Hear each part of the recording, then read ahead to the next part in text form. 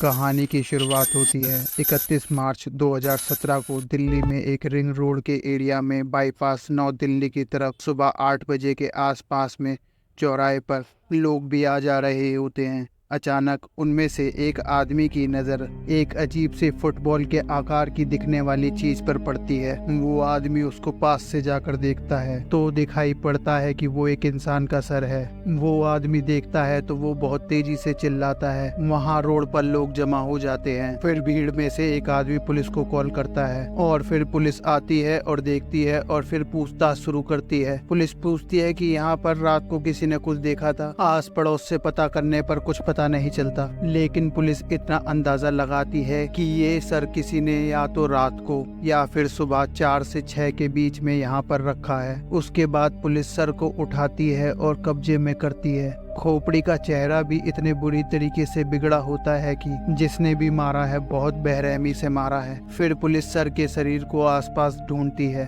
देखती है कि बाकी का शरीर कहीं आसपास तो नहीं पड़ा, लेकिन पुलिस को कुछ पता नहीं चलता। फिर पुलिस को थोड़ी देर बाद उसी एरिया के आसपास से एक कॉल और आती है। करीब 1 किलोमीटर की दूरी पर एक बोरी जो सड़क किनारे पर पड़ी होती है, उसमें से खून टपक रहा होता है। वहीं पर किसी की नजर पड़ती है और वो पुलिस को कॉल करता है। उसके बाद पुलिस जाकर बोरी चेक करती है तो उसमें बॉडी का धड़ पड़ा होता है और वो भी बिना हाथ के और पैरों के। फिर पुलिस अब उस एरिया के 1 किलोमीटर आगे और चेक करती है तो पुलिस को एक बोरी और मिलती है, पिछली बोरी की तरह सड़क के किनारे पर, जिसमें बॉडी के पैर कटे मिलते हैं। बस अब बॉडी के हाथ बचते हैं। दिल्ली पुलिस भी सोचती है कि लगता है कि कोई ऐसा शातिर खिलाड़ी आया है जो पुलिस को खुलेआम रोड पर बॉडी के पार्ट फेंक कर चैलेंज दे रहा है कि दम है तो पकड़ कर दिखाओ। उसके बाद हाथ बचते हैं। पुलिस पूरे एरिया के 7 से 8 घंटे छानबीन करने के बाद पुलिस को काफी देर बाद बॉडी के हाथ भी एक बोरी में बंद मिल जाते हैं। अब पूरी बॉडी मिल चुकी होती है। अब पुलिस मुजरिम की छानबीन करने में जोरों से लग जाती है।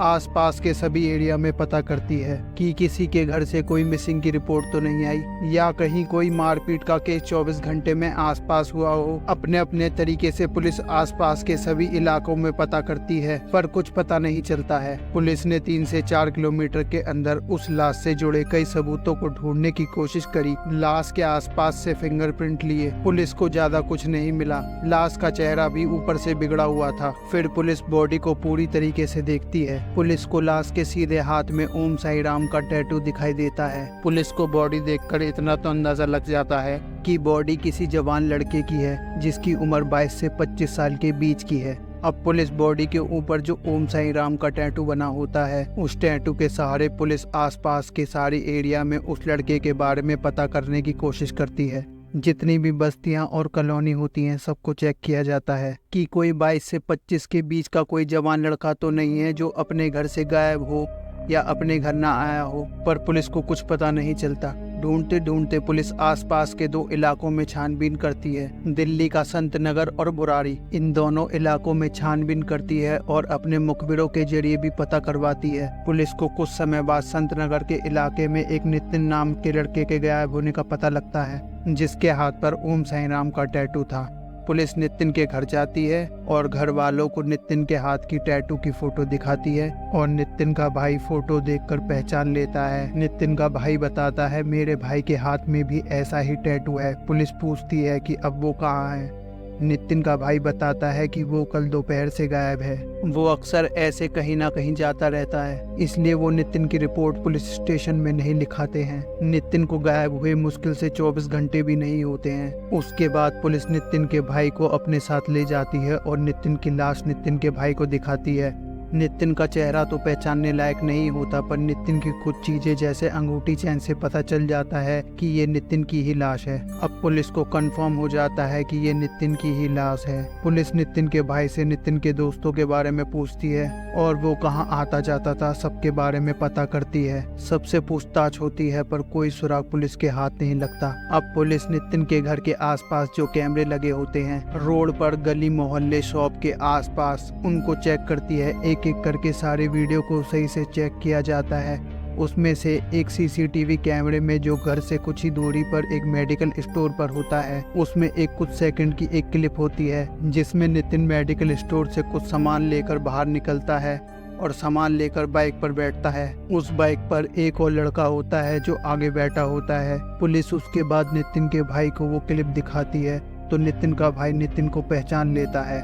हाँ, पर ये जो बाइक पर आगे बैठा होता है उसको नितिन का भाई नहीं पहचान पाता। उसके बाद एक्सपर्ट के जरिए फोटो को और ज्यादा क्लियर किया जाता है और तस्वीरें और ज्यादा क्लोजअप में आती हैं तो नितिन का भाई बाइक पर जो आगे लड़का बैठा होता है उसको पहचान लेता है और बताता है ये नितिन का दोस्त हैप्पी है, बाइक यही चला रहा है और नितिन पीछे बैठा है। भाई बताता है कि ये नितिन का दोस्त तो है पर कोई ऐसा खास दोस्त नहीं है जिसका नितिन से रोज मिलना जुलना था। उसके बाद पुलिस के दिमाग में आता है कि क्या हैप्पी ने ही तो नितिन का मर्डर तो नहीं कर दिया। पर एक तरफ पुलिस के दिमाग में ये भी आता है कि जैसा नितिन के साथ हुआ है वैसा हैप्पी के साथ भी तो नहीं हुआ, क्योंकि दोनों साथ थे और हैप्पी भी अब तक गायब है। उसके बाद पुलिस हैप्पी को ढूंढना शुरू करती है और हैप्पी के मोबाइल को भी सर्विलेंस पर लगाती है जिससे हैप्पी की मोबाइल की लोकेशन का पता चल सके। मोबाइल को सर्विलेंस पर लगाने के बाद पता चलता है कि हैप्पी 30 मार्च को मेडिकल स्टोर से निकलने के बाद लगातार अपने किसी और दोस्त से बात कर रहा था और उसकी और हैप्पी की लोकेशन एक ही थी और हैप्पी जिससे बात कर रहा है उसका नाम पवन है और हैप्पी और पवन की लोकेशन पूरी रात एक ही जगह थी। उसके बाद पुलिस पवन के बारे में सारी जानकारी निकालती है और रात को ही पवन के घर पहुंचती है। पवन दरवाजा खोलता है, पुलिस अंदर दाखिल होती है। पवन घबरा जाता है। अंदर दाखिल होने के बाद पुलिस के भी रोंगटे खड़े हो जाते हैं। जिस रूम में पुलिस गई थी उस कमरे में फर्श पर चारों तरफ खून ही खून था। खून से सनी चादर, पर्दे, सोफा, कुर्सी, बेड, वो भी बॉक्स वाला बेड। पवन और हैप्पी ने बेड में ही लाश छुपा कर रख रखी थी ताकि जब मौका मिले इसको ठिकाने लगा सकें। पूरे कमरे में सब तरफ खून ही खून बिखरा हुआ था। पुलिस को ये पता चल चुका था कि नितिन का खून तो इसी कमरे में हुआ है और उसके हाथ पैर भी इसी कमरे में काटे गए हैं। पुलिस पवन को अरेस्ट कर लेती है। उसके बाद पवन अपना गुनाह कबूल कर लेता है। उसके बाद पवन हैप्पी के बारे में बताता है।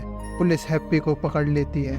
दोनों को पकड़ने के बाद अब पुलिस दोनों से पूछताछ शुरू करती है कि दोनों ने अपने दोस्त को इतनी बेरहमी से क्यों मारा और लाश को भी दिल्ली के चारों अलग अलग जगह पर क्यों रखा, इसके पीछे क्या कारण था। दोनों बताते हैं कि नितिन को इन दोनों ने 30 मार्च को मेडिकल स्टोर के पास बुलाया। उसके बाद दोनों पवन के घर उसको लेकर गए। उसके बाद ये तीनों पार्टी करने लगे। पार्टी में पवन और हैप्पी मिलकर नितिन को जमकर शराब पिलाते हैं। जब खूब शराब पीकर नितिन बेहोश हो जाता है दोनों मिलकर उसका गला घोट देते हैं। उसके बाद लाश को बेड बॉक्स में रख देते हैं और वेट करते हैं रात को 2-3 बजने का। उसके बाद जब काफी रात हो जाती है ये लाश को बेड बॉक्स में से निकालकर उस लाश के टुकड़े करते हैं, सर, हाथ, पैर और धड़का। उसके बाद सब अलग अलग बोरों में बंद करके और तीनों बोरों को एक एक चक्कर में फेंक कर आते हैं, वो भी कुछ कुछ किलोमीटर की दूरी पर। वो भी इसलिए ताकि पुलिस लाश का मिलान ना कर सके, चारों टुकड़ों को एक साथ जोड़ ना सके और चेहरा भी इसलिए बिगाड़ देते हैं। लेकिन सीसीटीवी कैमरे की क्लिप देखकर ये पकड़े जाते हैं। उसके बाद पुलिस पूछती है कि इन दोनों ने मिलकर उसका कत्ल क्यों किया। फिर पवन बताता है और एक नई बात निकलकर सामने आती है। 2 साल पहले 15 अगस्त 2015 की बात थी। पवन और हैप्पी इन दोनों के एक एक छोटे भाई थे और नितिन इन दोनों के छोटे भाइयों का दोस्त था। तीनों साथ खेलते थे, पढ़ते लिखते थे, तीनों में अच्छी दोस्ती थी। 15 अगस्त 2015 को नितिन और हैप्पी का भाई और पवन का भाई तीनों मिलकर यमुना में नहाने के लिए जाते हैं। नहाते समय एक तेज बहाव आता है। उस बहाव में हैप्पी का भाई और पवन का भाई दोनों उस बहाव में डूब जाते हैं और नितिन को कुछ नहीं होता क्योंकि वो किनारे पर नहा रहा होता है। बाद में रेस्क्यू टीम पहुंचती है और उन दोनों की लाश को निकालती है और नितिन को भी निकालती है। दोनों के मरने के बाद दोनों की फैमिली को पता चलता है ये वैसे तो एक हादसा था, पर हैप्पी और पवन जो मरने वाले के भाई थे उनको लगा कि नितिन ने उन दोनों को जानबूझकर पानी में डुबा दिया है या ये जो हादसा हुआ है नितिन की लापरवाही की वजह से हुआ है। हैप्पी और पवन के मन में ये बात बैठ गई थी कि हमारे भाई नितिन की वजह से मरे हैं। उसके बाद ये दोनों 2 साल से नितिन से बदला लेने की फिराक में थे। हैप्पी और पवन दोनों ने नितिन से ज़्यादा मिलना जुलना शुरू किया, अपनी दोस्ती बढ़ाई, लेकिन बस मन में बदले की भावना थी। वो मौका ढूंढ रहे थे कि किस दिन नितिन को मार सकें। और 30 मार्च 2017 को वो मौका दोनों को मिल चुका था और उस दिन दोनों ने अपने मौके को अंजाम दे दिया और नितिन को मार दिया और फिर उसके बाद दोनों को जेल हो जाती है और कहानी यहीं ख़त्म हो जाती है। आपको ये कहानी कैसी लगी हमें कमेंट में ज़रूर बताना।